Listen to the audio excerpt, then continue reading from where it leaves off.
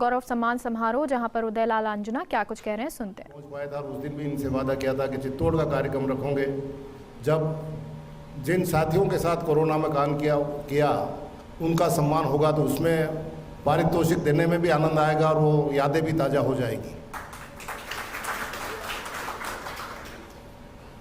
पीके साहब ने अभी यहाँ मंच पे आते ही एक पढ़ा था कि मुझे न जाना गंगा सागर, मुझे न काबुआ काशी, उत्तराकाशी, चित्तौड़ रहा चित्तौड़ तो एक नौ को मेरी अखियाँ प्यासी।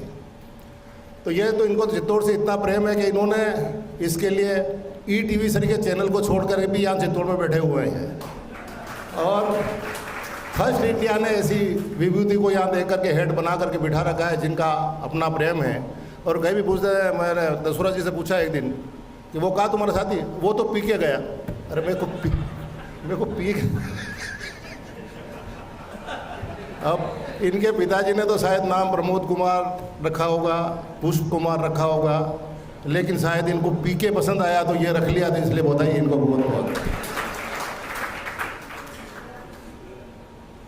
जब तक इनसे मैं कुछ हंसी मजाक में बात नहीं करूं, जब तक मन भरता नहीं है। लेकिन आज इनका आदेश था कि आप मिलें और उन सब साथियों का जिन्होंने कोरोना में अपनी प्राण की परवाह नहीं किए हुए सेवाएं दी है, ऐसे कार्यक्रम में पधारे हुए मेवाड़ के कार्यक्रम में हमारे सांसद महोदय सीपी जोशी साहब, हमारे युवा जिला प्रमुख, मैं तो समझा कि अभी कॉलेज से सीधे इधर ही आए दिखे, भाई सुरेश जी और चंद्रपाल जी यूँ बड़ा प्रेम करते हैं, लेकिन विधानसभा में मेरी खिंचाई के अलावा इनको कोई दूसरा मंत्री मिलता ही नहीं।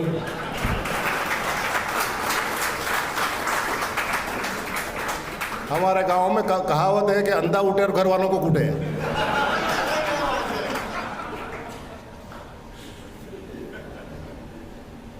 हमारे जिला कलेक्टर महोदय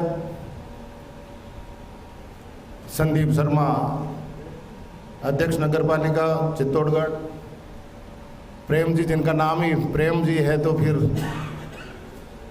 और कन्हैयादास जी वैष्णव जिनसे मेरा अंतरंग संबंध है और निसंदेह चाहे किसी भी दल में रहें लेकिन प्रेम भाव का वो ही बना हुआ है। तिलानी साहब भी पधारे हुए हैं, आज ही मिलना हुआ, भाई बद्री, सुभाष जी शारदा और आप सब साथी। हम आज कोरोना में काम करने वाले लोगों के लिए यहाँ एकत्रित हुए हैं जिन्होंने एक योद्धा की तरह से इस युद्ध को लड़ा। वो दिन कल्पना करते ही सिर उड़ने जैसी स्थिति थी, डेड बॉडी के कोई हाथ लगाने की स्थिति नहीं थी।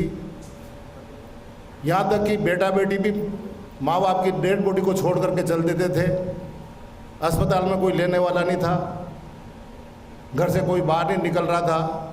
ऐसे मौके में सबने काम किया और यहाँ सभी सरकारी कर्मचारियों का और समाज सेवियों का सबका सम्मान हुआ है। ये एक प्रतीक के रूप में है। बाकी पूरे जिले में और पूरे हिंदुस्तान में सभी लोगों ने जिनकी सेवा भावना थी, जिनकी निष्ठा थी सेवा की, उन सब ने काम किया। उसका तो फर्स्ट इंडिया परिवार या दूसरे कोई भी परिवार भी इतना सम्मान सबका कर नहीं सकते। इतने लोगों ने सेवाएं की और सेवाएं करते करते अपने प्राणों की आहुति भी दी है।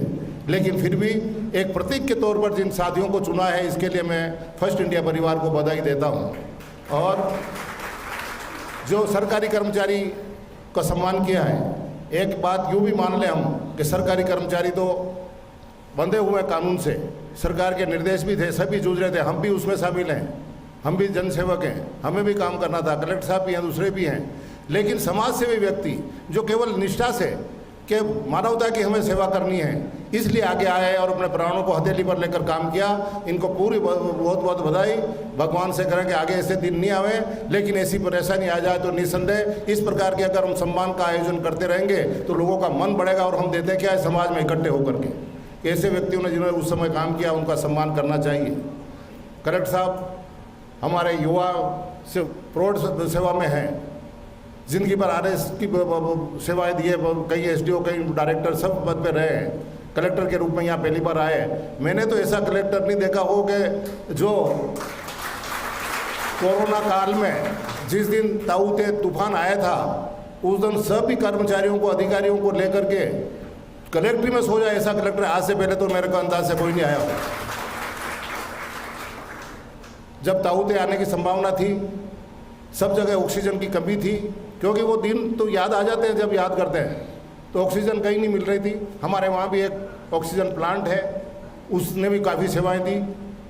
जनरेटर पे बार बार लोड पड़ रहे थे, जनरेटर 24 ही घंटे प्लांट काम कर रहा था, एक जनरेटर से काम नहीं हो रहा था। तूफान की वजह से बिजली जाने का डर था।